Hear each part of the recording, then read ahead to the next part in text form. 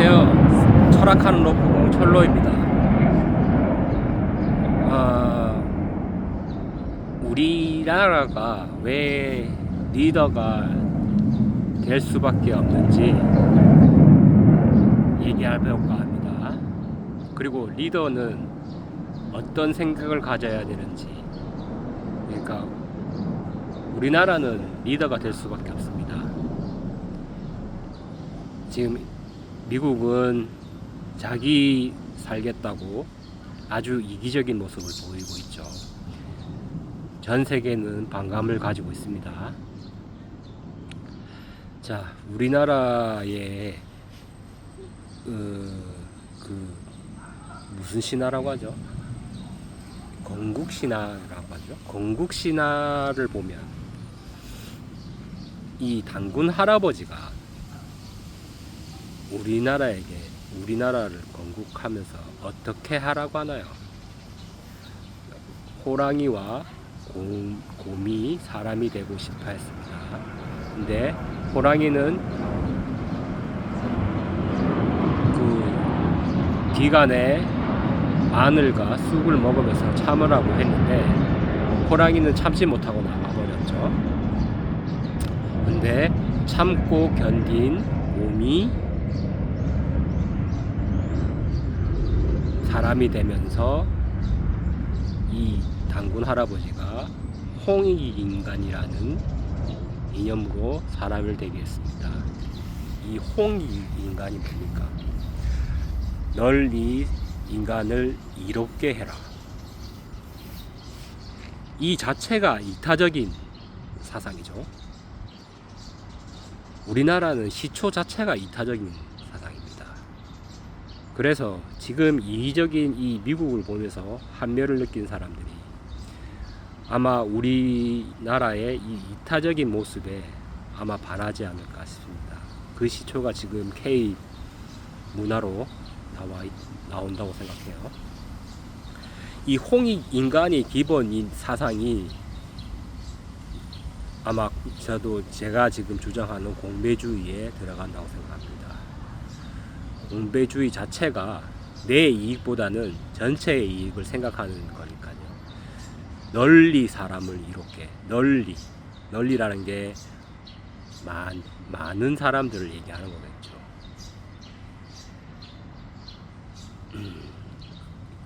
그래서 우리나라는 리더가 될 덕목이 있습니다. 그리고 또 한 가지가 있죠. 그 옛날 조선시대 때 경주 채부자의 가훈이 있는데 이걸 이제 만석군의 가훈이라고 합니다. 이 만석군의 가훈을 보면 이 홍익인간과 그리고 공배주의 사상이 있습니다. 한번 훑어보겠습니다. 이 만석군의 가훈. 첫 번째, 진사 이상의 벼슬 금지. 뭐 가훈은 볼 수 있고 하지만 권력을 너무 탐하지 마라. 권력을 너무 탐하면 화를 입으니 권력을 탐하지 마라. 이 말이 이 공배주의에 제가 전에 말씀드렸던 권력과 부가 합쳐져 있은 이 카르텔을 의미합니다. 카르텔이 되지 마라. 부는 부대로 있고 권력은 권력대로 있지 너무 큰 권력을 가지려고 하다 보면 화를 입는다. 지금의 그 화가 오고 있다고 생각합니다. 너무 부를 가진 사람들이 권력을 탐하다 보니까 정치가 너무 혼탁해졌습니다. 오히려 미국 같은 경우에 리더로서 덕목이 없는 게 금권 정치를 대놓고 하고 있어요. 우리나라 사람들은 금권 정치에 대해서 이상하게 저건 아닌데 라는 부정적인 생각을 하고 있죠. 그게 맞습니다. 그게 맞으니까 그게 아니라고 생각하는 겁니다. 금권 정치, 부는 예선저부터 너무 벼슬을 탐하지 말라고 말했듯이 뭔가 안 좋다라는 걸 알고 있었던 겁니다. 그래서 권력과 부는 같이 가면 안 된다 라는 게 이 가훈의 의미죠. 그리고 2번, 재산 한도를 설정한다. 재산은 만석 이상 모으지 마라. 그렇습니다. 부는 한계가 있어요. 욕심에는 한계가 없는데 부는 한계가 있어야 됩니다. 너무 욕심을 부리고 너무 많이 가지려고 하면 없는 사람이 생기고, 없는 사람이 생기면 언젠가는 사고가 난다는 거죠. 예, 부의 불균등을 얘기하는 겁니다. 그래서 이 가진 자들이 어느 정도 가지고 사회에 환원해야 된다. 이게 지금 제가 생각하는 이 공배주의에 많이 번 사람이 국민 계좌에 집어넣어야 된다 라는 의미하고 비슷하다고 생각합니다. 부를 어느 정도 가져야지, 그리고 부를 어느 정도 가지고 어느 기간까지만 가져야지 계속 이어가면 안 된다. 물론 저는 이게 기간이 필요하고 부의 연속성이 있으면 안 된다고 생각하는데, 그게 안 된다면 이것처럼 부를 어느 정도 제압하는 것도 맞다고 생각합니다. 근데 이게 될 건지 안 될 건지는 모르겠네요. 일단 모든 사람들이 전자민주제를 하면서 생각을 모으다 보면 언젠가 부를 억제할 것인지 아니면 부의 연속성을 억제할 것인지는 그때 그 사람들이 정하겠죠. 미래 세대가 정할 겁니다. 그건 어떤 걸 할지는 저는 잘 모르겠습니다. 그리고 과객 후대, 손님을 후하게 대접해라. 이게 전에 얘기했던 이 민족 가족주의하고 맞는 말인데, 손님은 언젠가 우리에게 이로운 사람이 될 수가 있습니다. 그렇다고 손님한테 내 안방을 내주어서는 안 됩니다. 어느 정도 손님은 손님답게, 손님은 후하게 대접하지만 내 집안을 내 무엇을 해라 저라 해라 할 수는 없습니다.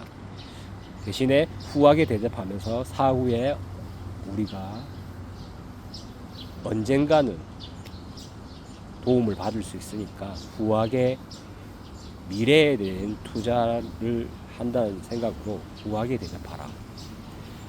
이 민족 가족주의도 가족 개념을 국가로 올리고, 국가는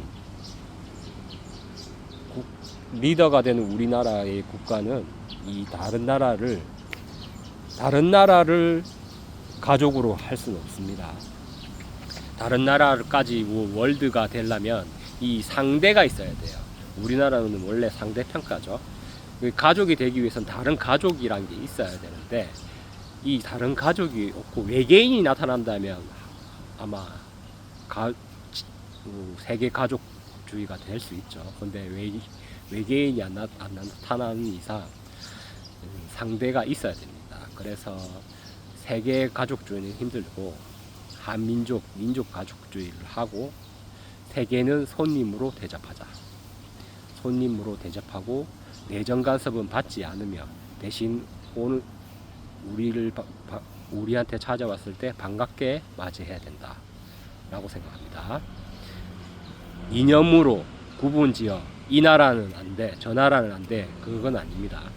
모두 평등하게 손님은 손님일 뿐입니다. 손님의 차별은 없습니다. 흉년의 매입 금지. 흉년에는 남의 논밭을 사지 마라. 이게 이 자본주의와 핵심이 되는 겁니다. 진짜 자본주의는 이게 안 좋은 거예요. 이 자본주의 개념 자체가, 이게 숫자 귀족들이 이 폭락을 시키면서 자신의 이 유동성을 현금화한단 말입니다. 그러니까 그 부의 이 자산가들, 이 숫자 귀족들은 다른 사람을 불행하게 만들면서 올라가는 거예요. 다른 사람의 피눈물을 흘리 그걸 밟고 올라서는 거죠. 이게 정말 안 좋은 겁니다. 그래서 우리나라는 이 만석군의 말처럼 힘들 때 세금을 많이 줄이고 이 힘든 사람을 위해서 도와주고 조금씩 있는 사람들이 내어놓아서 같이 이겨내야 된다. 이게 진짜 좋은 사상인 것 같습니다. 이게 아마 홍익인간의 이념하고 비슷하다고 생각해요. 그리고 며느리 검소 교육을 시킨다. 시집 온 며느리들은 3년 동안 무명옷을 입게 하라. 이거는 얼핏 들으면 되게 남녀 차별적인 얘기인 것 같은데 또 그렇지만은 않습니다. 이 왜 며느리를 그렇게 했느냐? 이 며느리들이 아이를 낳죠. 아이들은 여자가 양육합니다. 어릴 때는 여자가 주로 양육하죠. 그러면 기본적인 교육은 여자들이 한다는 겁니다. 어느 정도 머리가 굵었을 때 교육시키는 건 남자들이지만 그 어릴 때 하는 교육은 여자들이 하는 거죠. 근데 어릴 때는 말도 잘 못하고 그냥 걔들은 보는 게 답니다. 보는 게 교육이죠. 근데 이 보는 게 교육이니까 이 며느리들이 검소하게 살면 그 어릴 때 본 애들이 교육이 커서 검소한 교육을 할 수도 있다. 그러니까 검소한 교육을 따로 시키지 않고 어릴 때 보여주는 겁니다. 이게 바로 이 권위적이지 않고 권위를 찾을 수 있는 겁니다. 그 말하고 똑같은 것 같습니다. 그러니까 이건 남녀 차별 문제가 아니라 이 아이들을 교육할 때 이 검소함을 가르치기 위해서 엄마가 먼저 검소함을 보여줘라. 이거는 또 제가 말하는 사상하고 똑같은데, 그러니까 권위를 찾기 위해서 권위적인 사람이 되는 게 아니라 내가 선수 그것을 하는 것을 보여주는 게 권위가 된다고 생각합니다. 자, 우리가 우리 아이들한테 늘 말합니다. 공부 잘해라. 오늘 숙제했냐? 오늘 공부했냐? 오늘 책 좀 읽어라. 책 왜 이렇게 안 읽냐? 그렇게 얘기할 때 자신들은 무엇을 하고 있나요? TV를 보거나 핸드폰을 보거나 술을 먹거나 놀고 있죠. 자기는 놀면서 애들이 봤을 때 자기는 놀면서 우리한테는 공부하라고 하면 어떻게 될까요? 받아들일까요? 그건 전혀 권위적이지만 뭐 해라 하면서 권위적이지만 전혀 권위는 생기지 않습니다. 그냥 제가 자식이 책을 읽길 원하면 내가 책을 읽는 모습을 보여주면 됩니다. 따로 책을 읽으라고 할 필요가 없습니다. 내가 계속 책을 읽으면 애들은 보고 따라할 수밖에 없습니다. 내가 공부를 열심히 하고 딴 공부를 열심히 하고 있는 모습만 보여주고 하고 있으면 애들은 공부를 합니다. 부모님이 저렇게 하는데 본 게 그건데, 그러면 공부해라 안 해도 공부를 합니다. 맹모삼천지교에서 그렇다고 하지 않습니까? 그 아이들은 그 환경에 영향받는다. 제일 큰 환경은 집안입니다. 그래서 권위적인 게 권위를 찾으려면 권위적인 게 아니라 손수 내가 뭔가 보여줘야 된다. 이런 뜻도 됩니다.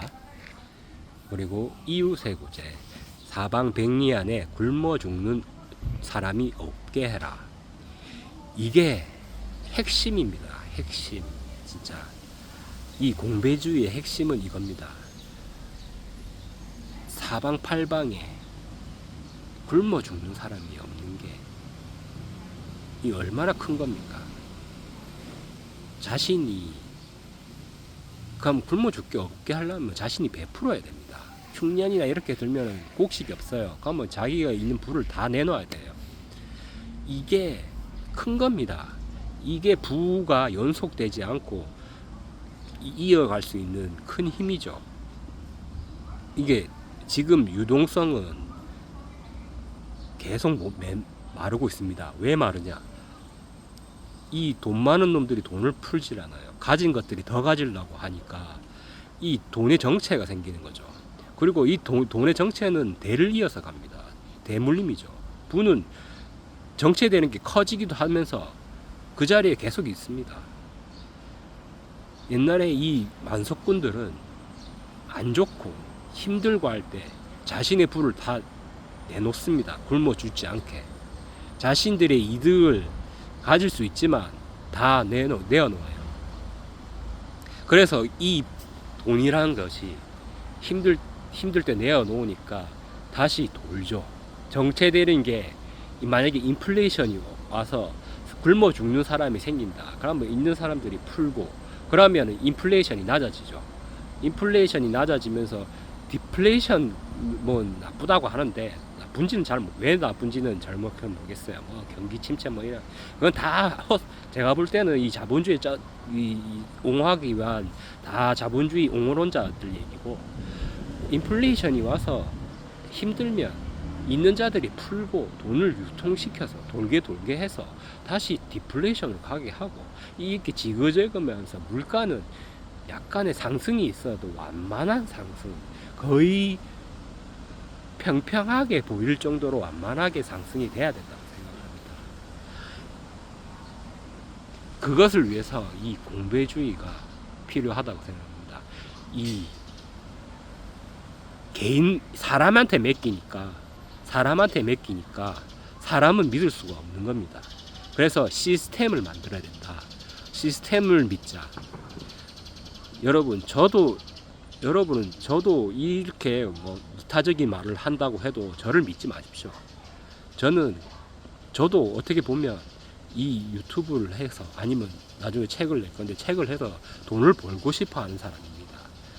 돈을 벌고 싶죠. 당연히 누구나 벌고 싶습니다. 그래서 사람을 믿으면 안 되고 제가 말하는 시스템, 이 시스템을 믿으십시오. 저를 믿지 말고 시스템을 믿고 그리고 정부에서도 영웅을 찾지 말고 이 시스템이 어떤 건가를 봐주십시오. 이 정부의 이 모든 사람은 권력을 갖게 되면 변하게 돼 있습니다. 자기가 변하려고 변하는 게 아니라 하다 보면 그렇게 돼가요. 왜냐하면 그 권력을 유지하고 지지율을 끌어올리기 위해서 이 잡으면 안 되는 손을 잡게 되죠. 그래서 이 시장 논리에 휘둘리지 않는 이 숫자 귀족들에게 탄압받지 않는 정부를 수립해야 됩니다.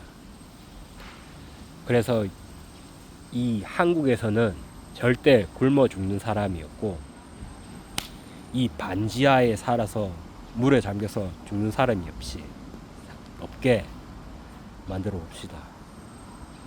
이상입니다.